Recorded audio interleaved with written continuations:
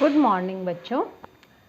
आज हम कक्षा 8वीं का तीसरा पाठ जो कि है संश्लेषित रेशे तथा प्लास्टिक पाठ तो आप पढ़ चुके हैं पहले ही।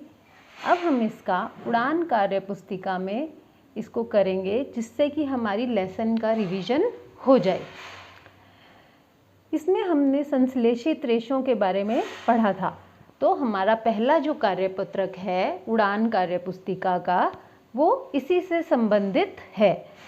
हमने प्राकृतिक रेशों और संश्लेषित रेशों में अंतर बताना है उनके गुणों के आधार पर, यानी कि इन गुणों के आधार पर हमने ये बताना है कि प्राकृतिक रेशे कैसे हैं और संश्लेषित रेशे कैसे हैं।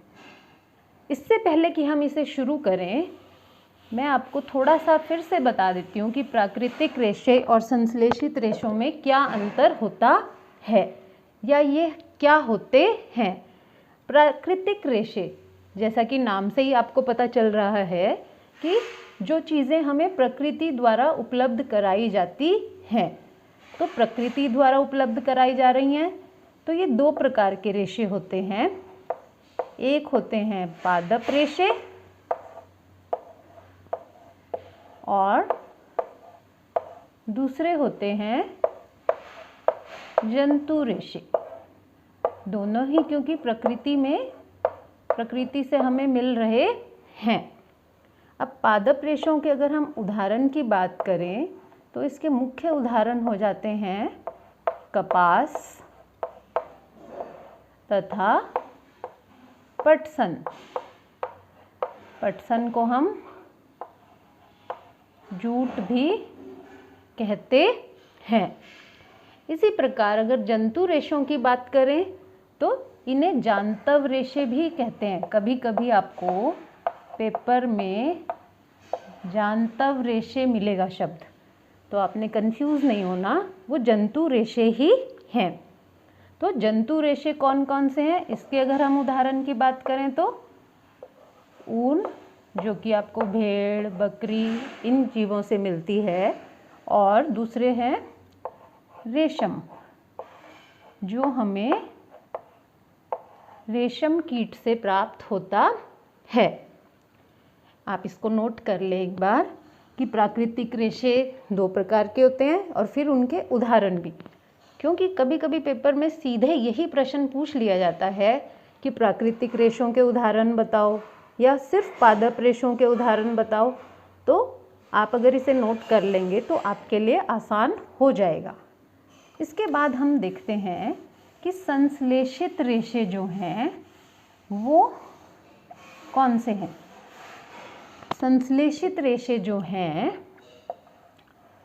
उन्हें हम एक तरह से दो भागों में तो नहीं कहूँगी मैं, उन्हें हम कृत्रिम, उनके दो नाम हैं, और मानव निर्मित रेशे भी कहते हैं। ये मनुष्य द्वारा बनाए गए हैं और इनमें जो कच्चा माल इस्तेमाल किया जाता है उसे हम पेट्रो रसायन कहते हैं।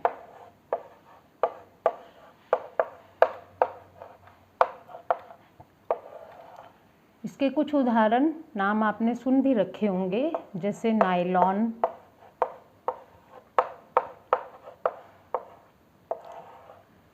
Rayon, polyester, acrylic. ये सब जो हैं संश्लेषित रेशों के उदाहरण हैं।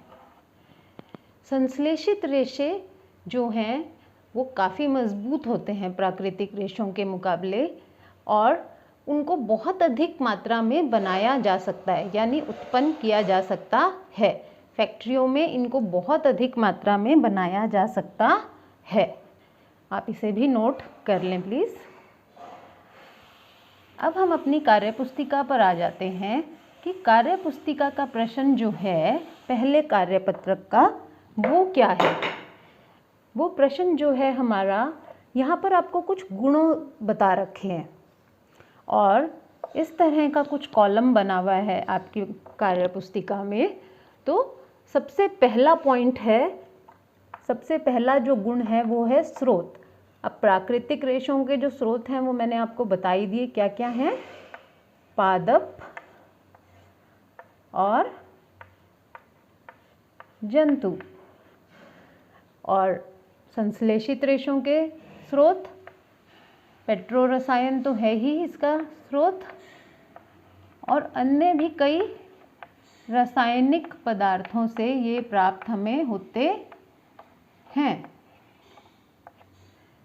दूसरा है जो गुण वो है पानी सोखने की क्षमता।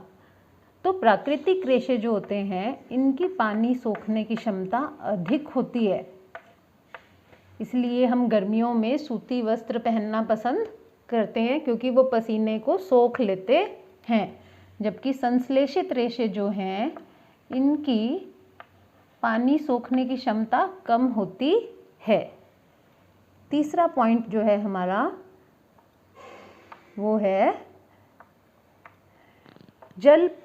जलाने पर अभिक्रिया। जलाने पर प्राकृतिक रेशे सामान्य रूप से जल जाते हैं, यानी कि अगर आप इनको जलाएंगे तो इनमें जैसे बाकी पदार्थों को, जैसे लकड़ी को जला रहे हैं तो उस तरह से ही ये जलते हैं। जबकि संश्लेषित रेशे जो हैं वो एक तरह से इकट्ठे हो जाते हैं प्लास्टिक के जैसे, तो वो अलग प्रकार से प्रक्रिया करते हैं और उनमें एक अलग सी गंध भी आती है।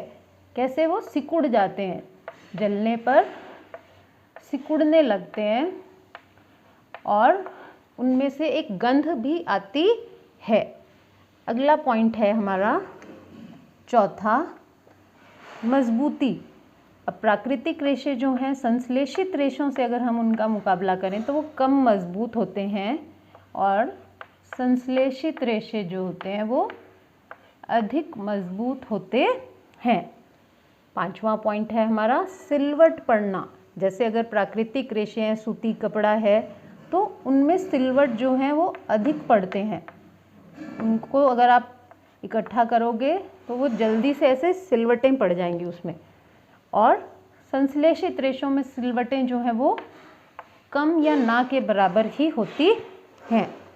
छठा पॉइंट है हमारा टिकाऊपन। तो प्राकृतिक रेशे कुछ कम टिकाऊ होते हैं, जल्दी खराब हो जाते हैं, जबकि संश्लेषित रेशे जो होते हैं वो अधिक टिकाऊ होते हैं। सातवां पॉइंट है, सातवां गुण जो है जिस पर हम इनको अंतर कर रहे हैं, कीमत। प्राकृतिक रेशों की कीमत अधिक होती है और क्योंकि बड़े स्तर पर संश्लेषित रेशों का फैक्ट्रियों में उत्पादन होता है तो इनकी कीमत कम हो जाती है। तो इस प्रकार आपने देखा कि हम इन दोनों को अलग कर सकते हैं इन गुणों के आधार पर।